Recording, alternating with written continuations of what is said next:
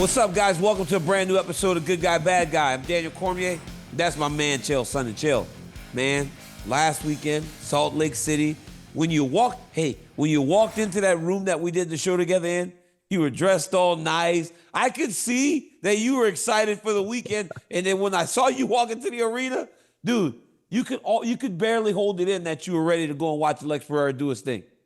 Salt Lake is like that, by the way. I mean, people will talk about those, there's some fight cities. Dana just gets so excited when he goes to Brazil. He's paid France some of these compliments. Salt Lake gets that same credit with me, man. A great one that went under the radar, but that is where Luke Rockhold and Paulo Costa, you remember? Yes. And Luke's trying to rub the blood on him just to be mean because the fight was taken down. I mean, there's been some really great moments. Yes. And there is something special going around Alex Pereira. The first time Vanderlei Silva was ever in my presence, he walked into a gym at Randy Couture's, and I remember I was out on the mat sparring. He just walked in, he got his bag over his shoulder. I swear to goodness, I could feel something around him. I felt that same way when I saw Royce. First time I saw Mike Tyson. Pereira is getting that. There is something happening at all times. This guy is embracing the entertainment side, Daniel. On the back end of the fight, I picked this up on an internet feed this morning because I missed it when it happened. On the way out of the arena, the crowd stuck around after the main event, and he begins a chama. Is that how you say the word chama? Yes, he begins chama. a chant, and they're doing it back, and he's doing it, and they're doing it back over and over. The Rock is about the only entertainer out there that can get the audience to engage, to get the audience to stand up and do a chant back. We've got a guy that doesn't even speak the tongue natively, right? And he's the one leading this. I really never seen anything like Pereira. From a fighter to a presence to a leader to an inspiration, man. The guy is special, and I would not have predicted this, Daniel. When he comes into the room, he's quiet, but he doesn't have to say much at all. His whole thing is so intimidating, but in reality, he's a nice guy. But if you don't know him, right, all you see is the stone-faced Brazilian guy that just bludgeons people. That's the only word I can find to describe what I saw last weekend. And it shows, man, because people are locked into this guy and they love him. And there's nothing more important in fighting than being present. So him fighting as often as he does, makes him more valuable, not only to the company, but to fans. Because a lot of times you get a guy that wins a belt, then he's gone for a while. Hell, Ilia Topuria won the belt in January, I believe. He hasn't fought again. He's not fighting until next pay-per-view. It takes time for champions to go away, and I don't think that's a bad thing. But for Pereira, he has somehow managed to be active and still have the fans fall in love with him. But that comes down to his fighting style. I was literally sitting next to that cage on Saturday night, and I thought to myself, if those opportunities were that present, I would have made much more money over the course of my career because I would have kept fighting too. But it just didn't seem like we had that many chances to fight. It just didn't seem. And then I thought about it and go, I don't know if I would have wanted to make weight as many times as I did. He's doing everything. He's making the weight. He's fighting. He's winning, defending championships. It really is a special time to watch a guy do things in mixed martial arts that I don't know that we've ever seen before. Chael, on Saturday, the one thing that stood out to me the most, and I know like Mondays we don't really spend that much time looking back. We try to go forward here, but I watched that dude fall behind because I think he bought it, Chael. I think he might have bought into this guy's number 8 in the world, I'm going to smash him. And then it got harder than he expected. Like you spoke about before, what do you do when a match gets harder than you think it's going to be? He settled himself. He slowed down. He treated it as if he was in there with the most dangerous striker in the world, and then he just beat the crap out of Khalil Roundtree. It was crazy. Daniel, I had a hold of this, okay? I had a hold of the right tool, but I had it by the wrong end when I was giving you my predictions for this fight. One of the reasons I thought Khalil was such a live dog is he has 25 minutes to hit his opponent once.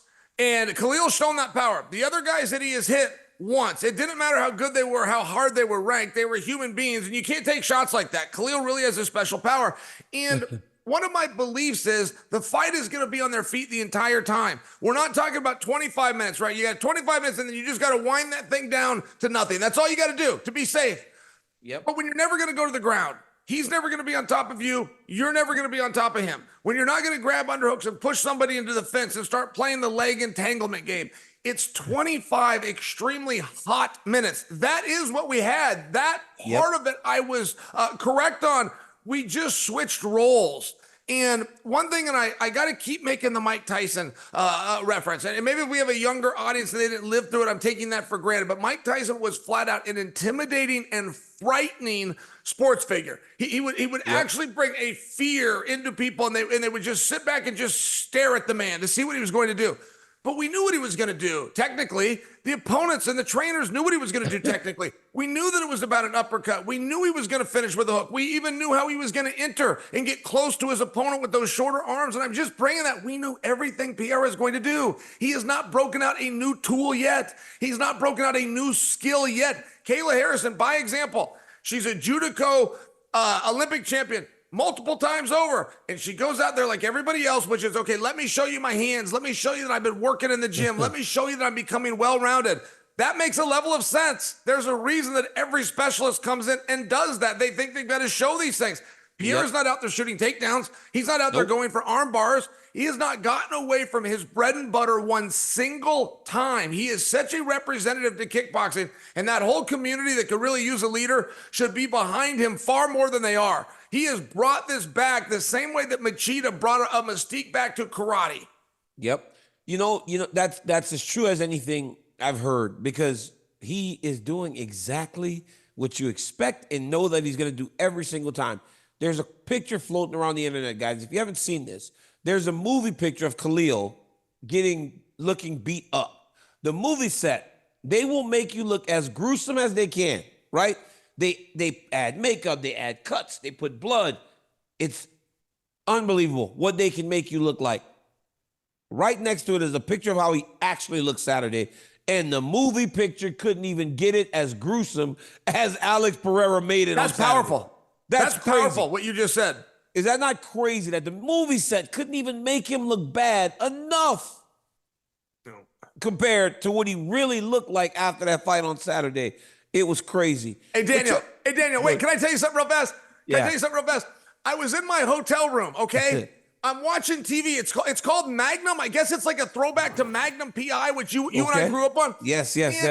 This guy is driving a van and it gets stopped on the street, and then there's these good people that are trying to take him down. This guy gets out of the car. It turns out it's Michael Bisping. And Michael Bisping shoots this poor woman. He shoots Hannah.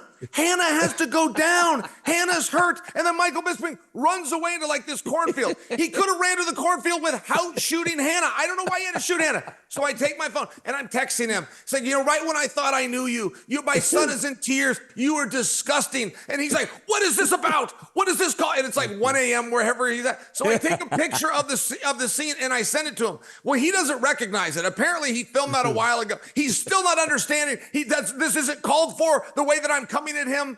It was a very funny moment. And I stayed on it. I stayed on it. You didn't have to do that. You're a dirtbag. I never told him what it was about. I sent him a picture. He should have known. Michael Bisping. Well, Bisping lives on his own planet. Chael, we always speak about Pereira. So Pereira on Saturday won his 10th fight. Seriously. He won his 10th fight. He's 10-2 in his entire career. So we always speak about how he's kind of like an amateur in fighting. He's an amateur. But is that really a bad thing? Because for me, I feel because he's an amateur, his improvements are much bigger than everybody else doing it right now. So, Chael, Saturday seemed like we saw the best Pereira. But then we saw a great Pereira doing the thing that he does so well. But he's an amateur. So he's going to get even better. So now you got a guy that's the world champ already with a very limited skill set, that every new skill he picks up is going to just add to his toolbox. Like, how scary is it when the idea of what we get when Alex Pereira is complete? Because right now, as I said, he just won his 10th fight. He only has 12 mixed martial arts fights in total. the least experienced guy on the card. I don't know that anyone else on the main card has not had a wrestling match or an official competition, Abu Dhabi type style. I'm not certain that Pereira is a black belt. If that got advanced, fine, but the last I heard he was a brown belt. And I'm only sharing, there was only one on the entire main card. Oh, by the way, it's the guy with the big, beautiful 12-pound golden belt. Daniel, it is not supposed to be done this way. To have the level of conditioning, I could go back to Conor McGregor and Floyd Mayweather. Like, Conor met him skill for a while, but then he fatigued. He hadn't done it before. He didn't know where to hold his energy. Just by example, it takes a life of work to get there. Boxing will start you in 3 rounds. All the way through the amateurs. They'll move you to 4 to 6 to 8 before you get up. This guy's walking right. I mean, you want to talk about his 10-2? He's walked, I think he only had 3 fights, 4 if I'm wrong, that weren't scheduled for 5 rounds. Yeah, One of them, the night he beat Adesanya, he had lost 4 of the rounds. He had to win it in the championship rounds. You and I will always talk about, well, the lights could get too bright, or he's fighting an underdog position, and that can put a different stress on him. That's true for every athlete I've ever seen, but him. It's a very big deal that he lost those first couple of rounds. A very big deal that he lost the first 4 to Israel Adesanya. Iron Mike Tyson, and the examples I made, when Mike was met with adversity, he showed us he was a little better with the aggression than the fighting. The part about when the punches are coming at me, when I'm hurt, when I got to get up, when I got to come back. Pereira is as calm as can be, man. He's only done this 12 times. I truly have a very difficult time explaining, because this isn't just our sport partner. This is sport, period. We've seen great athletes try to switch. Michael Jordan himself tried to switch sports and came over to baseball. Pereira switching from kickboxing to MMA, as much as people love to go, shucks, they're the same thing. No, they're not. They are so vastly and wildly different. He is literally a 2-sport athlete, and he did it at 34 years old. He's 36 right now. There is no explanation and no comparison in sport history that I am aware of. It doesn't seem like there is, because this dude, it's not different. I mean, a kickboxer could come into training when we were fighting, and we would have to be told specifically, don't take him down, because he never possessed the ability to really help you train, because you would just throw him to the mat every single time. That's just what would happen against kickboxers.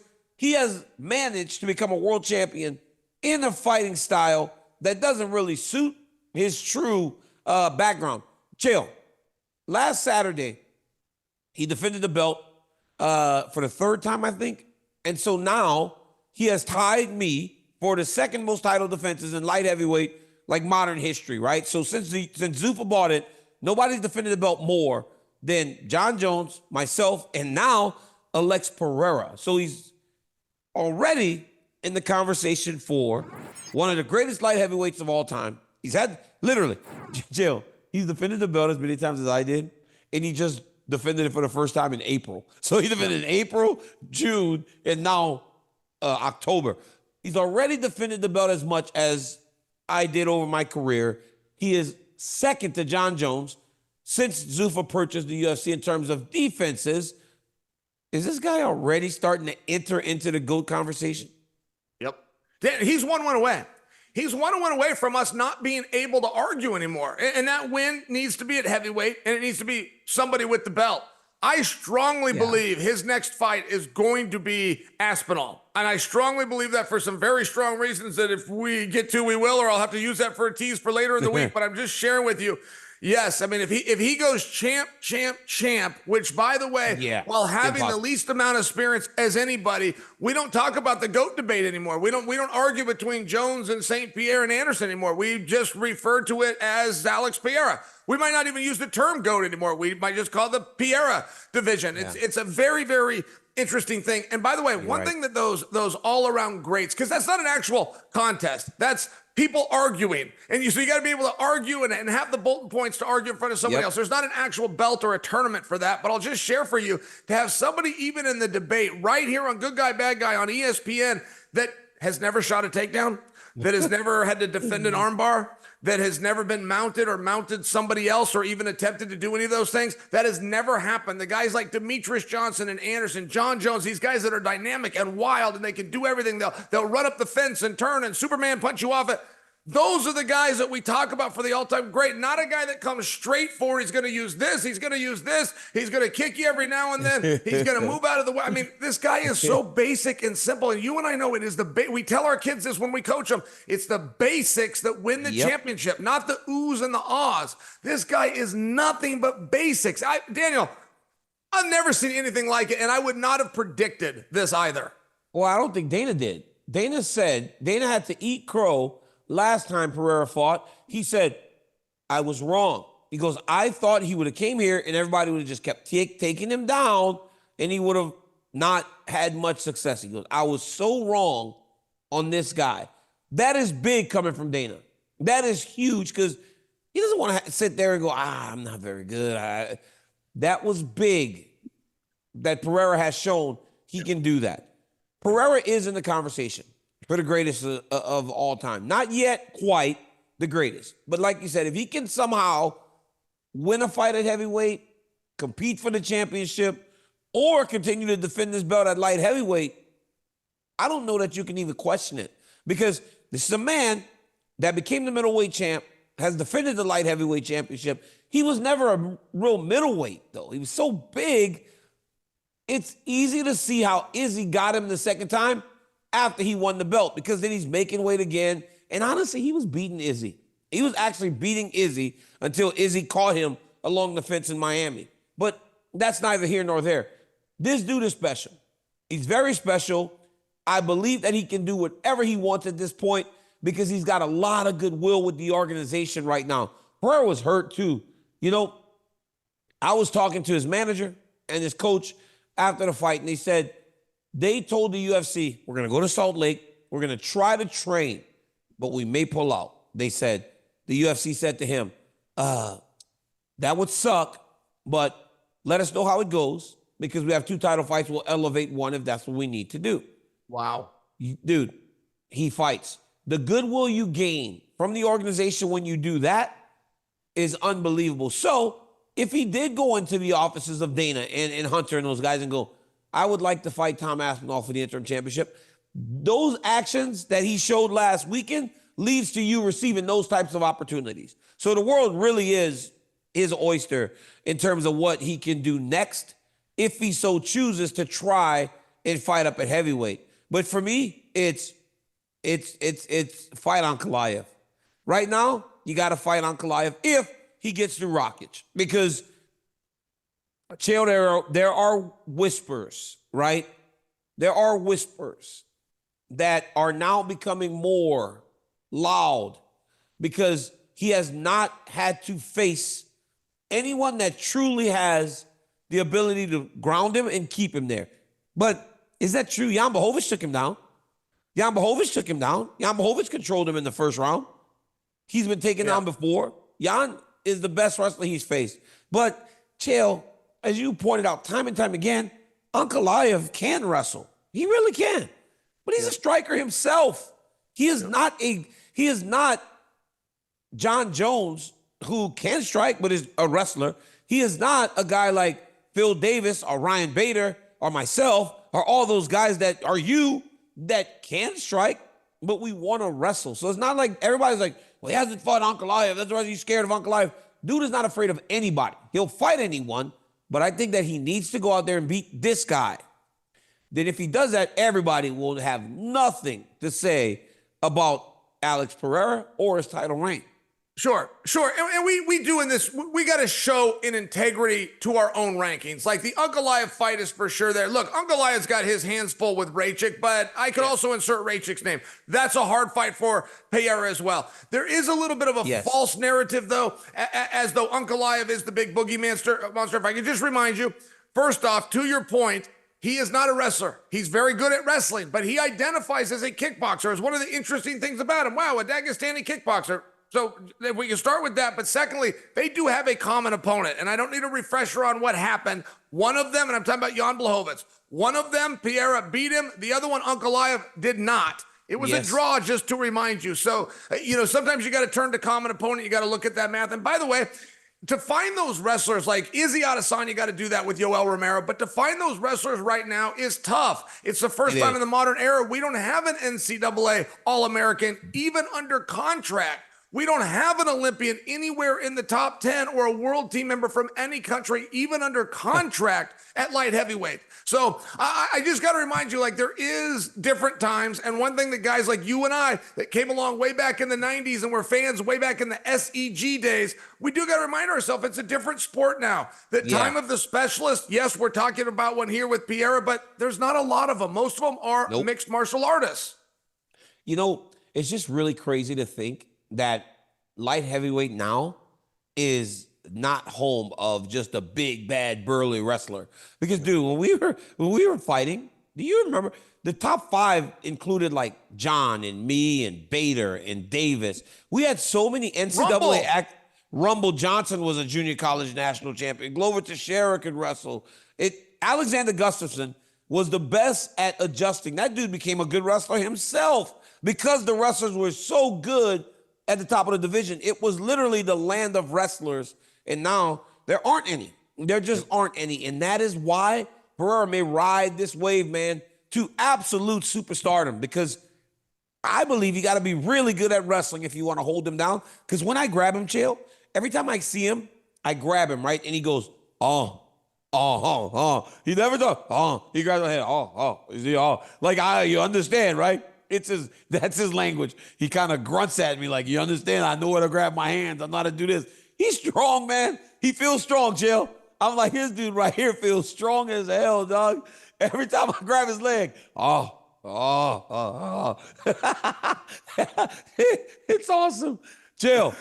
That's the wrestler in you. You can't help. We say hi to each other by like grabbing a Russian tie, or you go for a hug, and it always turns into a body lock position. I get it. I get it fully.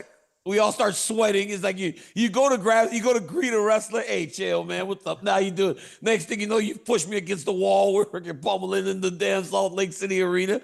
It's pathetic, dude. You're always trying to assert your dominance in every situation. It's so bad. I hate that sport. Hey, Julianna Pena. It messes us up, man. It messes up. Julianna Pena became champion again last weekend. Look, for the record, I thought she lost the fight. But go back and watch round 1. There is a case where she did win. She won. Or you can't be so concerned that she lost, because first reaction is always very strong. But hell, by the time we got to round 5, all I saw was Raquel Pennington winning. So I felt like she had won the fight, when in reality, round 1, nobody really did much. So you could see how Julianna won.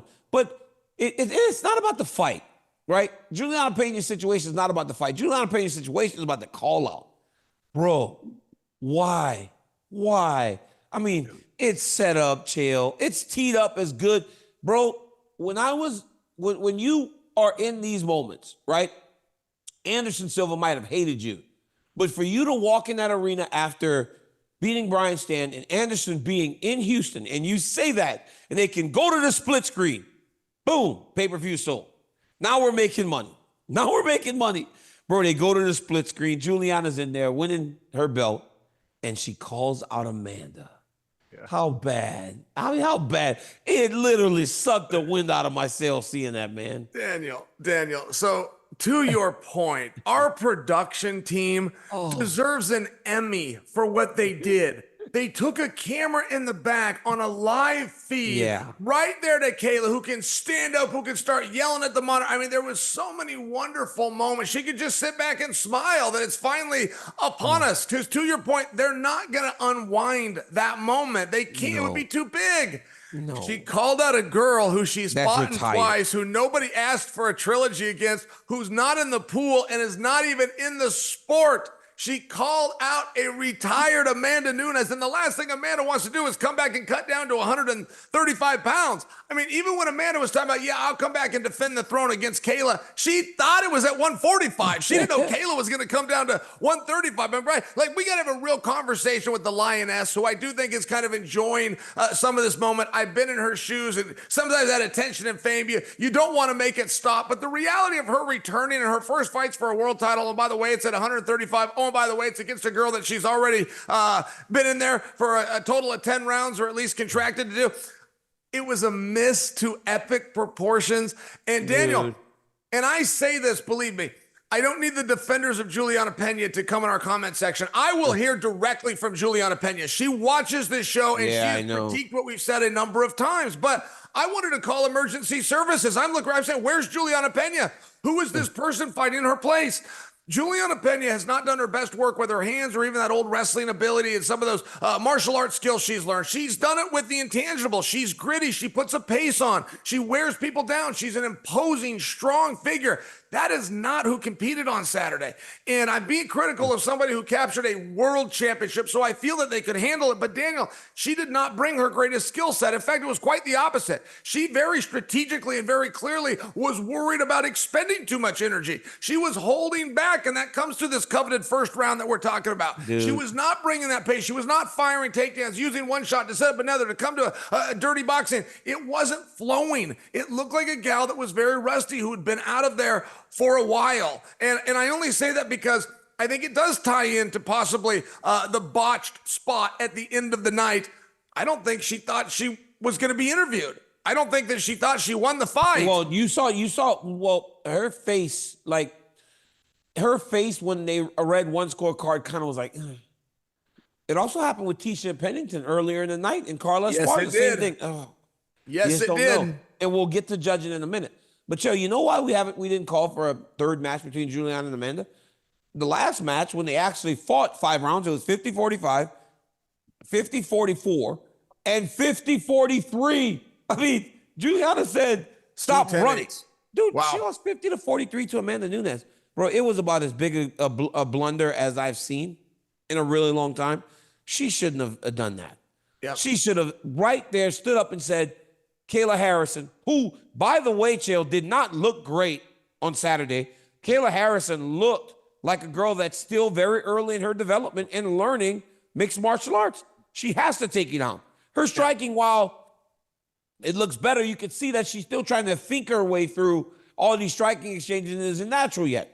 That was the time for Julianna Pena to go out there and say, yes, you're next. I'm going to kick your butt. You are going to get something you never understood. Dude, and you know, if I was Kayla, I would have started acting like I was walking back towards the arena, Chael. Yep. That's what she should have did. Julianna should have said, Kayla Harrison, get out here. And Kayla would have got up and started acting, security grabbing her and stuff. Like, it would have been awesome. That would have been footage we could have used forever. But instead, we got Amanda Nunes, who only will come back to fighting if Kayla Harrison is the champion. She ain't coming back to fight Julianna. It's that simple. It was bad. Yep. It was a bad blunder. I like Julianna. I think she's awesome. I like the story of what they got going on at Valley Striking Systems. Her and Bilal, both champions in Chicago. Small team. It's all working. But that was bad. That was just bad. I don't like it. I wish she didn't miss her opportunity. You don't get many. So you got to make a statement. You got to make the person really stand up. Amanda Nunes is watching Saturday night with her family in South Florida with all the money she's made as the champion going, I guess MMA isn't that interesting anymore because now I got to go back and fight a girl that I already beat 50-43. 50. When was the last time you saw a 50-43 scorecard? Never. I forgot that it happened until you just told me that. And yeah, I fully hear you on this. Listen, the biggest fight out there for the women, by the way. And look, Julianna Pena is going to have some great moments, and her and Kayla is going to be just fine. And if the queen is to ever come back, everything's going to be just fine. But the fight that really could move the needle would actually not involve the champion. It is between former teammates. It's going to be Kayla Harrison. It's going to be Amanda Nunes. If you want to really talk about the big one, and I only bring that to you because Kayla kind of had the hot spot of the week for me as far as media went. And she said, I could beat all 3 of these girls in the same night. But I really thought this was Julianna's chance to turn that back on her and said you could beat all 3. 1 down. Come on out here, little girl. We're going to do this right now. Oh, yeah. I thought that was the spot. I thought she could have come up. We could have had this. We could have had that security moment. I liked what Merab said to Sean O'Malley in Miami at 299 when O'Malley went into business for himself and called out Topuria. When Merab walks up to him in the back and said, say my name. You've got to say my name. I felt like it was a major say my name moment on Kayla. Yeah. I don't think that it ruins the spot, but I do think as we're talking about it, listen, Kayla makes a good level of sense. But Raquel Pennington should still be champion. From the way I understand the sport, she should still be champion. So we're going to go and we're going to have a conversation. I don't suggest for you the UFC is going to redo that. But I think out of respect, it does need to be on the table. Let's let the fans hear what they want to say. I mean, Kayla Harrison did not do enough and look great enough that it's an absolute lock that would step in front of Amanda if she says she's coming back, or even a rematch with Raquel. And I know Raquel's style is not to build a rematch, but she did look competitive, and in my opinion, she fought better. Well, she fought much better. She fought much harder than she did in the last fight. But again, to all you champions who go, well, I got 5 rounds. Hey, you play with that first round, you get beat. Chael, one person who did not, though, need the judges was Joaquin Buckley. Look, Joaquin Buckley and I had some issues. We've argued, we've talked. The other day we had a conversation, and Chael, honestly, people love mess. I always say I love mess. People love mess to the point that, hey, YouTube has not been kind to people lately. Me and Joaquin Buckley sitting down talking. Who watches Joaquin Buckley? In most interviews, they don't. But they will now after he knocks out Wonderboy Thompson. The reason we were on him was because he had such a bad call out of Conor McGregor.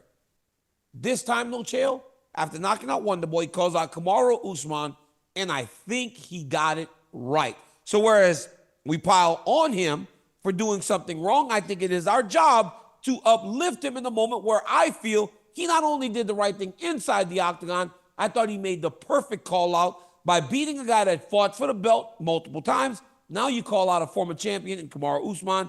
I thought it was well done by Joaquin Buckley.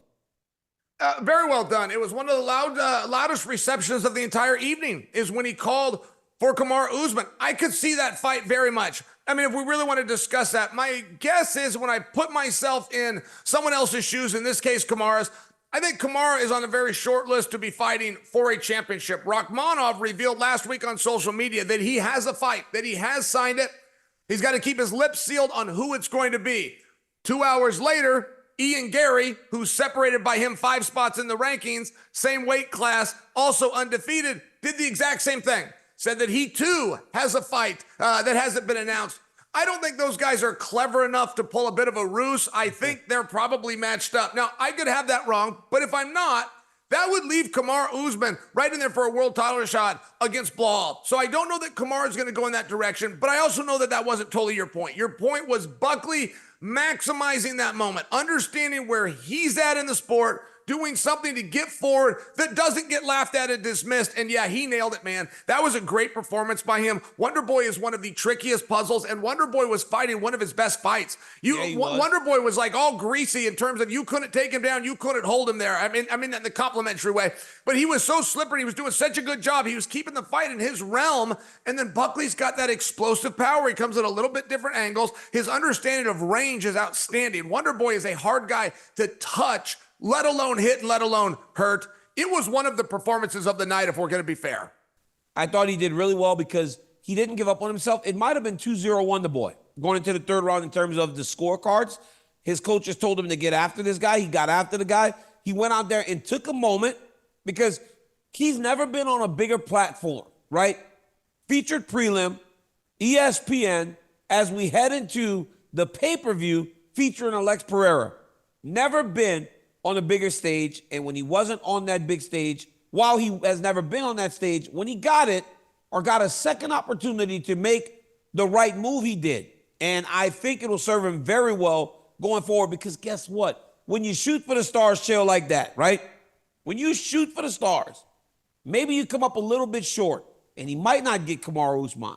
But if he doesn't get Kamaru Usman, he might get one of the other big names in the division. He might find himself in there with a Gilbert Burns. He might find himself in there with somebody very relevant to the division and to the title picture in very recent history by shooting for the stars. I thought it was a good job by Joaquin Buckley. Hey, Chael, it's been another great show, man. Salt Lake City once again was awesome. Pereira continues to defy logic, but it is what it is. Now, I'm just strapped in for the ride. I'm going to Abu Dhabi at the end of the month, and then we get to New York City for John Jones, Stipe Miocic. The end of the year is going to be phenomenal, bro. I cannot wait, and I'm all jazzed for it. So thanks again, Chael, man. The show was awesome, man. I appreciate every single time we get to do this. I appreciate it. That was awesome. And by the way, just to co-sign your statement about the end of the year, good time to be a UFC fan, they haven't even announced the main and co-main for December, the end of the year yet. So there's some big stuff still in the works. Plenty for you and I to talk to later in the week. I'll see you Thursday, pal. Absolutely. Guys, that was another episode of Good Guy, Bad Guy. Get us wherever you get your podcasts, ESPN2, ESPN MMA, YouTube, everywhere. Chael and I, we're together every Monday and Thursday. We love doing this for you. We appreciate you. Until next time, peace.